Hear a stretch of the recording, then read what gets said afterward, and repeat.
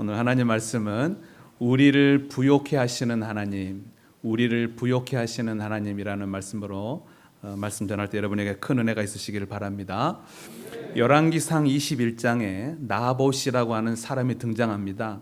이 사람은 포도원을 가지고 있는 사람인데 포도원이 왕궁 근처에 있었어요. 그래서 당시 왕이 아합 왕인데 궁궐에서 이렇게 내려다보면 포도원이 하나 있거든요. 근데 생각하기를 이 포도원 자리에 채소밭을 만들어서 궁궐에 필요한 채소들을 좀 공급하는 그런 밭으로 삼으면 좋겠다, 이런 생각을 하게 됩니다. 그래서 나봇에게 찾아가서 왕이 이야기하는 거예요. 너의 그 포도원을 나에게 좀 팔아라. 내가 더 아름다운 포도원을 너에 주든지, 그러니까 막교환이죠, 막교환. 더 아름다운 포도원을 내가 줄게. 아니면 네가 나한테 팔아라. 그러면 내가 좋은 가격을 쳐줄게. 이렇게 이야기를 합니다. 근데 그때 나봇이 어떤 선택을 하냐면 저는 팔 수 없습니다. 그래. 이유가 뭐냐? 이 포도원, 이 밭은 조상 대대로 물려온 유산입니다. 그래서 팔 수 없습니다. 그래요. 그리고 나중에 이제 왕이 안 판다 그러니까 막 근심을 하고 있으니까 왕비가 보고, 왕비가 아주 악한 왕비잖아요, 이세벨. 왕이시여 왜 그렇게 고민하고 있습니까? 아니 전 나봇 포도원 참 좋은데 팔았으면 좋겠는데 안 판다고. 뭐 그것 때문에 고민하십니까? 그래가지고 모함해가지고 나봇을 죽여버리잖아요. 그리고 나중에는 이제 포도 뺏어버리거든. 저는 이 이야기를 좀 새로운 관점으로 봤어요. 만약에 그때 나봇이 포도원을 팔았다면 자산이 증식할 수 있었을 텐데, 이런 생각을 해봐요. 만약에 그때 나봇이 왕한테 포도원을 팔았다면 좋은 가격으로 팔았겠죠. 좀 왕이 욕심을 내니까 좋은 가격을 줄 거 아닙니까? 또는 왕이 말하기를 내가 더 아름다운 포도원을 줄게, 막교환했더라면 좀 더 좋은 포도원을 갖게 됐겠죠. 그런데 나봇이 그 선택을 하지 못해요. 그래서 자산이 증식할 수 있는 기회를 놓쳤구나, 그런 생각을 해봅니다. 그렇다면 왜 그 기회를 놓쳤을까 생각해 보니까 나봇이 이성적인 판단을 못한 거예요. 무슨 판단? 왜 이성적인 판단을 못합니까? 문화적인 편견에 이성적인 판단을 못한 거예요. 그럼 문화적인 편견이 뭐예요? 조상한테 받은 땅을 팔 수 없다, 그거예요. 조상한테부터 물려받은 포도원을 팔 수 없다. 문화적인 편견이죠. 그 편견 때문에 이성적인 판단을 못하는 거예요. 그래가지고 팔지 않았어요. 그래서 어떻게 됐어요? 자산이 증식될 수 있는 기회를 놓쳐버린 거예요. 여러분, 많은 사람들이 돈에 대한 편견을 가지고 있습니다. 사회적인 편견을 가지고 있어요. 문화적인 편견을 가지고 있습니다. 그리고 여기 계신 여러분들은 한 가지 더, 종교적인 편견을 가지고 있습니다. 그 편견이 뭡니까? 돈은 나쁜 것이고 돈에 대해서 말하는 것은 거룩하지 못한 것이고, 이런 것들이죠. 여러분, 그런 편견을 가지고 있다면 절대 부자 될 수 없습니다. 돈은 칼과 같습니다. 여러분, 칼은 가치 중립적인 거예요. 칼 그 자체가 나쁜 것이 아니에요. 범죄자의 손에 들려져서 사람 죽이는 일에 쓰이면 칼은 나쁜 것이고, 가정주부의 손에 들려져서 가족들을 위해서 음식을 만들어내면 그 칼은 좋은 거예요. 주부는 단 하루도 칼을 사용하지 않는 날이 없고 매일 칼을 사용함으로 사랑하는 가족들에게 음식을 만들어 제공합니다. 칼은 위험한 것이 아니에요. 나쁜 것이 아니에요. 그런데 여러분, 칼은 위험한 거야, 칼은 나쁜 거야, 그런 편견을 가지고 본다면 어떻게 됩니까? 여러분, 우리는 돈을 하루도 걸르지 아니하고 돈을 매일 씁니다. 우리는 돈으로 교육비도 내고 식비도 내고 관리비도 내고 심지어는 헌금도 돈으로 합니다. 그런데 돈은 위험한 거야, 돈은 나쁜 거야, 그렇게 생각을 가지고 있다면 여러분 어떻게 되겠습니까? 자기는 매일 쓰고 있으면서 그 쓰고 있는 그걸 향해서 나쁜 거야, 위험한 거야, 이렇게 보고 있다면 정말 잘못된 편견이죠.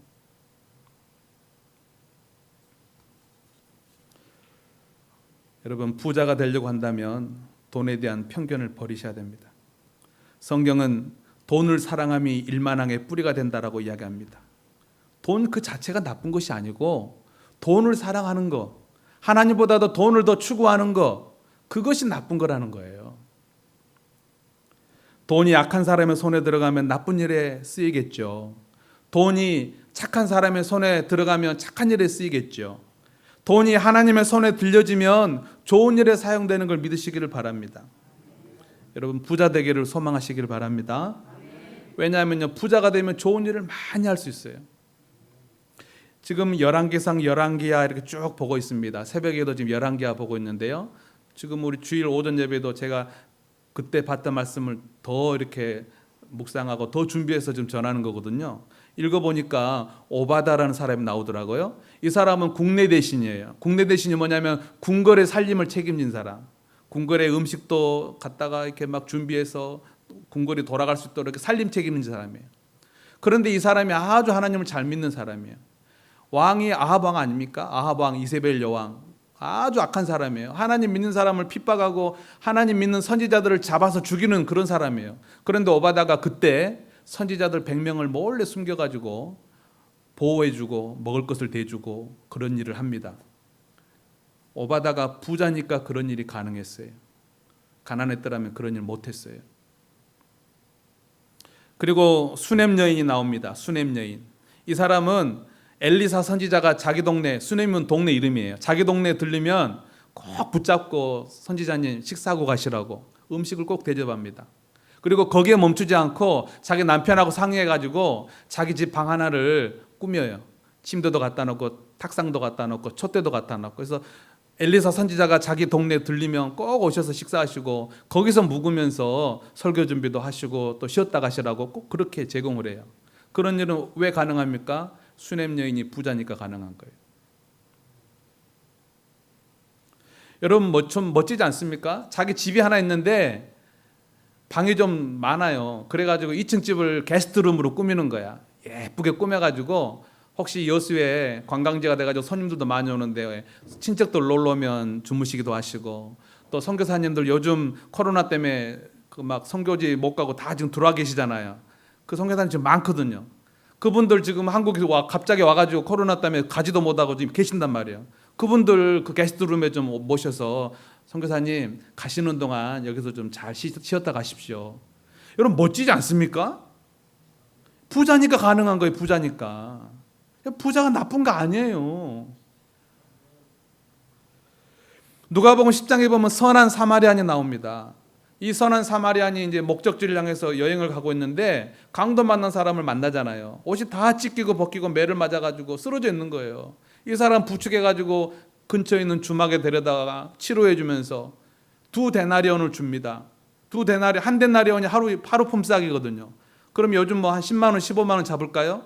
2데나리온을 주면서 그러니까 25만 원에서 30만 원 주면서 혹시 이 사람 잘 치료해 주시고 제가 목적지가 있어서 갔다 올 건데 돈이 더 들면 제가 갔다 오면서 더 드릴게요. 어떻게 이게 가능합니까? 부자니까 가능해. 부자니까. 여러분 이 자신감은 어디서 나오는 거예요? 돈 더 들면 더 드릴게요. 이 자신감, 이 넉넉함은 어디서 나오는 거예요? 부자니까 가능한 거예요. 부자니까. 여러분 부자가 절대 나쁜 거 아닙니다. 돈이 나쁜 게 아니에요. 하나님은 저와 여러분을 부유케 하시는 하나님 걸 믿으시기를 바랍니다. 부자 되는 건 나쁜 거 아니에요. 아브라함도 부자였어요. 성경은 말합니다. 그 아들 이삭도 부자였어요. 그 아들 손주죠 야곱도 부자였어요. 왜 부자가 나쁜 겁니까? 부자는 좋은 거예요. 좋은 일을 많이 할 수 있어요. 하나님은 하나님의 자녀들이 부유하기를 원하셔요. 여러분 어느 부모가 자기 자식들이 경제적으로 쪼들리기를 원할까요?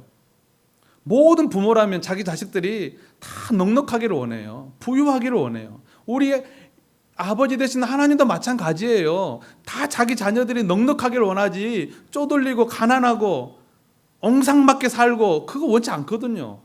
그래서 하나님은 자기 자녀들이 다 부유케 되기를 원하십니다. 그리고 성경에는 그 부유케 되는 원리와 방법들이 다 나와 있어요.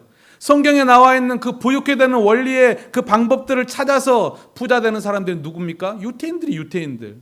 지금 전 세계적으로 누가 다 부자입니까? 유태인들이죠. 이 구약을 믿는 유태인들. 뭐 세계에서 제일 부자라고 하는 사람 뭐 워런 버핏, 뭐 제프 베이존스, 아마존스 대표 아닙니까? 마크 저커버그 페이스북 대표고. 다 유태인이 유태인. 러시아에서 부자들 200명을 뽑았답니다. 부자들. 그중에 50명이 유태인이에요. 왜 그들은 다 그렇게 부자입니까? 그들은 성경을 믿는 사람들이에요. 성경 속에서 부자 되는 원리와 방법들을 찾아가지고 그대로 삶 속에 실천하니까 부자가 되는 거예요. 그 부욕해 되시는 하나님을 그들은 믿죠. 성경에는 부자 되는 원리와 방법들이 나와 있어요. 심지어는요, 하나님은 안 믿어도 이 원리와 방법만 따라가 빼내갖고 써도 부자 돼요. 삼성 이재용 회장, 그는 하나님 믿지 않습니다. 그러나 그가 성경을 읽고 여기서 원리와 방법을 찾아내지는 않았겠지만 그 원리와 방법대로 하니까 부자가 되는 거예요. 심지어는 하나님을 안 믿어도 부자가 되는 거예요. 오늘 본문에 부자 되는 원리와 방법이 나와 있습니다. 우리가 열왕기하 4장을 읽었는데요. 오늘 본문의 내용을 먼저 설명을 드립니다.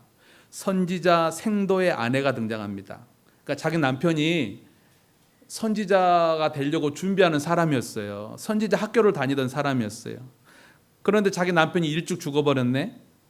그리고 자기한테는 아들이 둘이 있었어요. 아들 둘. 그런데 남편이 이제 일찍 죽어버리고 여자 혼자서 애 두 키우는데 너무 이제 가난한 거예요. 지금이야 여자들 뭐 일벌이도 있지만 이 성경이 기록되던 이 시기에는 남자는 노동력 아닙니까? 농사를 짓고 남자가 없으니까 여자 혼자 힘든 거예요. 그러니까 가난하죠. 또 그러니까 빚을 내는 거예요. 애들 키워야 되니까. 그런데 이제 갚을 길이 없네. 그러니까 빚을 준 사람이 와가지고 당신 아들 둘이 우리 집에 종으로 데려간다. 당신은 빚을 못 갚으면은 종으로 데려가는 거예요. 그러니까 엄마가 이제 얼마나 마음이 안타까워요. 자기 자식을 종으로 보내게 생겼으니. 그래서 이제 엘리사 선지자한테 도움을 요청하는 거예요. 엘리사 선지자한테 찾아가가지고 큰일 났다고. 선지자님, 우리 애들이 지금 종으로 팔려가게 생겼다고. 그때 엘리사가 뭐라고 합니까? 너희 집에 뭐가 있냐 물어보는 거예요. 너희 집에 뭐가 있냐? 예, 기름 한 그릇 있습니다. 그래? 그러면 이웃에 가서 빈 그릇을 빌려와라. 빌리되 많이 빌려라. 빈 그릇을 빌려왔어요. 그리고 방에 들어가서 그 기름을 빈 그릇에다 부으라는 거예요. 근데 분명히 기름이 한 그릇 하나였는데 부으니까 채워지고 부으니까 또 채워지고 부으니까 또 채워지고 빌려온 빈 그릇에 다 찬 것을 믿으시길 바랍니다. 기적이 일어났죠. 하나님의 기적. 그래서 엘리사가 너 그거 가서 팔아. 그리고 판 걸로 빚을 갚고 남은 것으로 살아라 그러는 거예요. 여기에 부자 되는 원리와 방법이 나와 있습니다. 한 가지 소개할게요. 자, 첫 번째는요.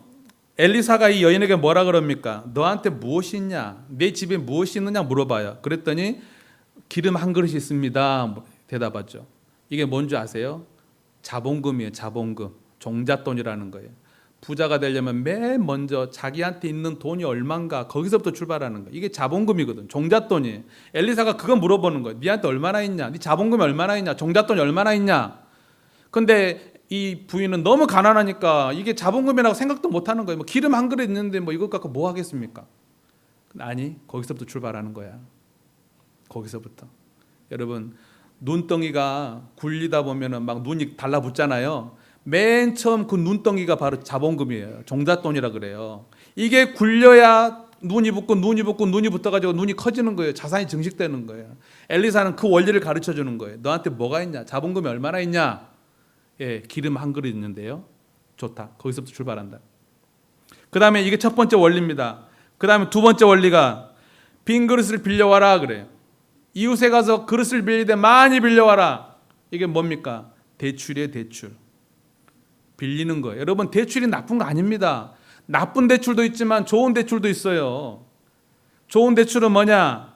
자기의 미래를 위하여 오늘 투자하기 위해서 빌리는 거예요. 학자금 대출이 그거잖아요. 자신의 미래를 위해서 지금 공부하는데 돈이 없는 거예요. 그래서 학자금 융자를 받는 거 아닙니까? 그건 나쁜 거 아니에요. 자신의 미래를 위해서 오늘 투자하려고 내가 돈이 없으니까 대출 받는 거예요. 그게 좋은 대출이에요. 사업 대출도 마찬가지입니다, 여러분. 내가 사업을 해서 뭔가를 해야 되겠는데 지금은 돈이 없는 거예요. 그래서 빌리는 거예요. 이건 좋은 거예요, 여러분. 오늘 이 원리를 가르쳐주고 있는 거예요. 이웃의 그릇을 네가 다 빌려와라. 빌려온 그릇이 다 차니까 기름이 그쳤어요. 한번 여러분 생각해 봅시다. 이 여인이 그릇을 못 빌려왔어요. 그냥 자기 집에 있는 빈 그릇만 그냥 모아놨어요. 그럼 어떻게 됐을까요? 그것밖에 안 되는 거예요. 그것밖에. 부자와 가난한 자의 차이는 거기서 나는 거예요. 가난한 사람은 대출하면 큰일 날 줄 알아요. 여러분, 회사를 경영하는 기업가들이 자기 돈으로 기업을 운영합니까? 막 투자를 받고 대출을 받고 운영합니까? 후자죠. 여러분, 대출이 나쁜 거 아니에요. 물론 자기가 감당 못할 그런 대출 또는 막 소비를 위한 그런 대출, 그건 나쁜 거예요. 그러나 내가 감당할 수 있고 내가 계획이 있고 꿈이 있고 목표가 있고 그러면서 하는 건 좋은 거예요, 여러분. 그걸 우리는 대출이라 그러는 거예요. 여러분, 부자들이 자기 돈만 가지고 기업 운영하지 않습니다. 자기 돈만 가지고 집 짓지 않습니다. 대출이라는 걸 지혜롭게 잘 이용하는 거예요. 지금 엘리사가 이 여인에게 그거 가르쳐 주는 거예요. 빌려라는 거, 빌려. 그릇을 빌려오라는 거예요. 그 다음에 세 번째 7절에 나오는데 우리 성경 구절이 지금 이제 보여줘야 돼요. 아까 내 집에 무엇이 있는지 내게 말하라. 자본금이 뭐냐는 거예요. 기름 한 그릇 있습니다. 다음, 너는 모든 이웃에게 가서 그릇을 빌려라. 대출이 대출. 다음, 기름을 팔아라는 거예요. 기름을 파는 건 장사예요. 장사. 사업을 해라는 거예요. 가서 기름을 팔아라는 거죠. 여러분, 부자가 되려면 취업을 해야 돼요? 사업을 해야 돼요? 사업을 해야 돼요. 장사를 해야 돼요. 사실 직장인이 부자 되기는 쉽지 않아요. 안 되는 건 아니지만 쉽지 않아요. 어느 경제 전문가가 그렇더라고요. 우리나라를 보면서 우리나라 젊은이들이 대학을 졸업하면서 전부 다 대기업 취직하려고 하고 전부 다 막 공무원 시험 준비하려고, 이걸 보면서 이거는 비정상적인 나라다는 거예요. 왜? 직업이 공무원밖에 없습니까? 취직할 때가 대기업밖에 없습니까? 그런데 우리나라 젊은이들은 다 공무원 시험 준비하고 있고 대기업만 들어가려고 그러고, 이걸 보면서 뭐라고 이야기하냐면 가난해지려고 온 나라가 가난해지려고 작정했다는 거예요. 왜? 취직해가지고는 부자가 될 수 없거든요. 힘들거든요. 온 나라가 가난해지려고 작정했대요. 여러분, 미국과 중국이 왜 부자입니까? 그들은 창업을 해요. 새로운 직업을 만들어냅니다. 그러니까 미국이 강한 거예요. 부자인 거예요. 중국이 왜 그 뒤를 따라갑니까? 온통 젊은이들이 막 도전하는 거예요. 막 창업을 하고 막. 그러니까 강하고 강대국이 점점 돼가는 거예요. 근데 우리나라 보세요. 다 취직하겠다 그러면 어쩌자는 거예요, 지금. 물론 취직할 사람도 있겠죠. 그래서 이 여인이 기름을 팔고 장사를 합니다. 그 다음 네 번째 원리가 나옵니다. 7절에 뭐라 그럽니까? 기름을 팔아가지고 어떻게 하라고요? 빚을 갚아라. 여러분, 부채 상환이 우선입니다. 빚을 빨리 갚아야 돼요. 왜? 빚은 비용을 발생하잖아요. 뭐 수수료도 나가고 또 뭐 여러 가지 비용이 발생하니까 빚은 빨리 갚아야 돼요. 또 빚도 여러 가지 있잖아요. 뭐 이자율이 높은 것부터 갚아야 되겠죠. 그 다음에 만기가 빨리 돌아오는 것부터 갚아야 되겠죠. 그 다음에 뭐 1억이 있고 1,000만 원짜리 있으면 1,000만 원짜리부터 빨리 갚아야 돼요. 작은 것부터. 지금 그 원리를 가르쳐주고 있는 거예요. 빚을 갚고 그 남은 것으로 너와 내 두 아들이 생활하라는 거예요. 그런데 가난한 사람 특징은 뭡니까? 먼저 생활해요. 생활. 왜? 없으니까. 생활비도 부족한 판국에 뭐 빚을 어떻게 갚고 하나님 앞에 11조를 어떻게 하며, 왜? 생활하는데도 부족하단 말이에요. 그건 이상하죠. 맨날 마이너스예요. 맨날 마이너스. 이게 가난한 사람 특징이에요. 맨날 마이너스. 내가 다 쓰는데도 맨날 부족해.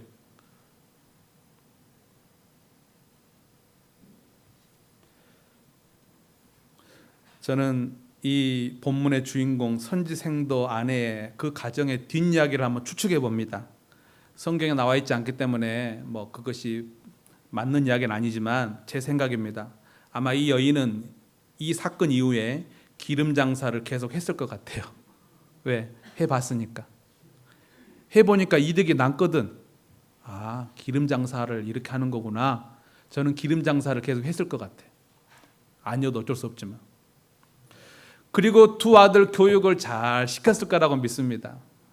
전에는 종으로 팔려갈 위기에 처했던 이 가정이 아들들 교육을 잘 시켰을 것 같아요. 그리고 가난을 청산하고 부요한 가정이 되었을 줄로 믿습니다. 그래서 수냄 여인처럼 목회자도 잘 대접하고 섬겼을 줄로 믿습니다. 선한 사마리아인처럼 어려운 이웃도 많이 도와줬을 것 같아요. 왜? 부유하게 됐으니까. 그러면서 부욕해 하시는 하나님이 뭔가 자기가 인생을 통해서 깨달았을 거예요. 아, 부욕해 하시는 하나님. 옛날에 내가 번 거는 내 건 줄 알고 나만 먹고 썼을 때는 늘 부족하고 늘 가난했는데 내가 먼저 하나님께 드리고 또 이런 성경에서 나오는 원리들을 실천했더니 내가 부욕해 됐구나. 그러면서 부욕해 되신 그 하나님을 막 간증했을 거라고 저는 믿습니다. 사랑하는 성도 여러분, 부자가 되십시오. 부자가 되십시오. 경제가 어렵다고 말하지 마십시오. 경제 전문가들이 이런 말도 하더라고요. 우리나라가 지금까지 경제가 어려운 적이 한 번도 없었대요. 경제가 어렵지 않은 적이 한 번도 없었대요. IMF 때 뭐 미국발 뭐 금융위기 지금은 코로나 항상 어렵대. 근데 놀라운 것은 한국 경제가 여기까지 성장했다는 거예요. 네. 우리나라 건국 이후에 지금이 제일 잘 사는 거 아닙니까? 이상하대요. 항상 어려웠대요. 늘 어렵다고 말했대요. 근데 우리나라 경제는 여기까지 성장했대요. 무슨 말이에요? 어렵다고 이야기하면 안 된다는 거예요. 그럼 저를 따라합니다. 지금이 건국 이래 가장 돈 벌기 좋은 때다. 부자 되려면 생각부터 바꿔야 돼요. 맨날 어렵다 안 된다 어렵다 안 된다 그 가난한 사람들 하는 소리예요. 부자들은요, 건국 이후에 지금이 가장 돈 벌기 좋은 때라고 그렇게 이야기합니다. 생각부터 바꾸라는 거예요. 이거 하나님의 생각 아닙니까? 생각부터 바꿔. 생각부터 발상을 좀 전환해라는 거예요. 새로운 시각으로 한번 봐봐라는 거예요. 저는 여기 있는 우리 모든 성도님들 늦지 않았다고 확신합니다. 특히 우리 청년들은요, 저는 100%예요. 저는 우리 청년들 100% 다 부자 될 수 있다고 확신합니다. 왜? 그들한테는 시간이라고 하는 엄청난 강점이 있거든요. 앞으로 그들에게 남은 시간 30년, 40년, 50년 남아있거든요. 얼마든지 할 수가 있거든요.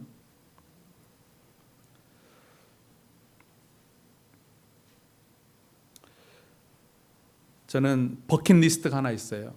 버킷리스트가 뭡니까? 죽기 전에 뭐 하고 싶은 일 100가지 뭐 이렇게 적는 걸 버킷리스트라 그러잖아요. 그 중에 한 가지가 뭐냐면 우리 교인들 중에 이런 교인들 나오는 거예요. 어떤 교인이냐면, 목사님 목회하시면서 혹시 뭐 하고 싶은 일 있으면 망설이지 마시고 하십시오. 제가 돕겠습니다. 멋지지 않아요? 목사님 뭐 이렇게 하시고 싶은 일 하셔요. 제가 후원할게요. 이런 교인이 나오는 거 제 버킷리스트의 하나예요. 할렐루야. 하나님, 우리 교인 중에 그런 교인 좀 나오게 해주세요. 멋지잖아요.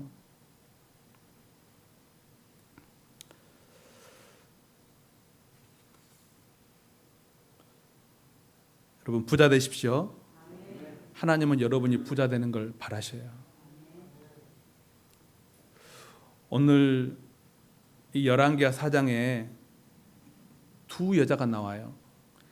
1절부터 7절까지는 선지생도의 아내가 나와요. 8절부터는 수냄 여인이 나와요. 이 여인은 동시대 산 여자들이에요.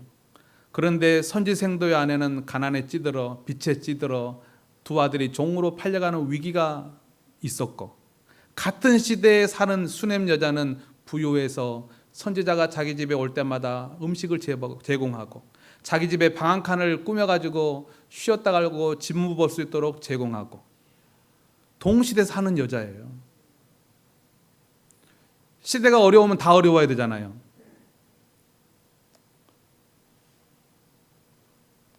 여러분이 만약 부모라면 시집간 딸이 선지생도의 아내처럼 살기를 원하십니까?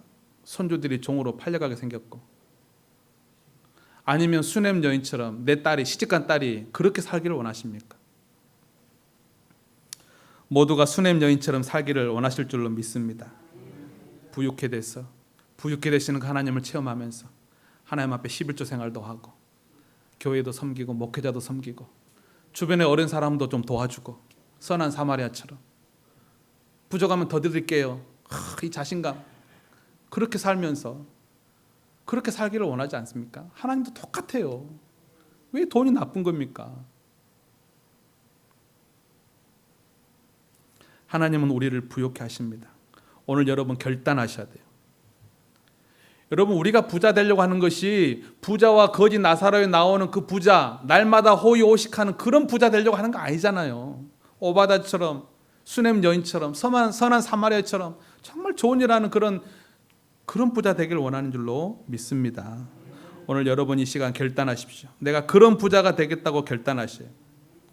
그런 내가 부자가 돼가지고 정말 그런 멋진 하나님의 일을 제가 하겠습니다. 그렇게 결단하시길 바랍니다. 저는 우리 교회에서 그런 멋진 부자들이 많이 나오기를 축복합니다. 할렐루야. 30년 뒤에 40년 뒤에 저는 우리 교회 청년들 중에 멋진 부자들이 많이 나와서 그렇게 고백을 했으면 좋겠어요. 제가 부자로서의 첫 발을 걷게 된 그때는 2020년 8월 9일 오늘이 주일이었습니다. 그때 한빛교회 담임 목사님이 정풍기 목사님이셨는데 지금은 돌아가셨지만 그러면서 그때 한빛교회 담임 목사님이 정풍기 목사님이셨는데 2020년 8월 9일 날 그때 목사님의 설교 말씀을 듣고 제가 멋진 부자가 되기로 그때 내가 결정했습니다. 할렐루야. 30년 40년 뒤에 그런 고백을 할 수 있기를 바랍니다. 찬송하겠습니다.